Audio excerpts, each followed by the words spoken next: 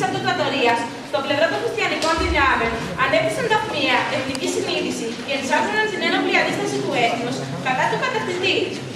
Αυτοί θα δώσουν αργότερα τις ένοπλες δυνάμεις του πολέμου για την ανεξαρτησία. Του αντριωμένου τάγματα δεν πρέπει να πουλιώνται, μόνο πρέπει στην εκκλησιά και εκεί να λειτουργώνται. Πρέπει να φεύγονται ψηλά, σε πύργα φτιασμένοι, σκουριά να τρώει τάγματα, του αντριωμένου. Δημοτικό τραγούδι η Σαμαρίνα. Τραγουδάει με αυτή του γυμνασίου, λέει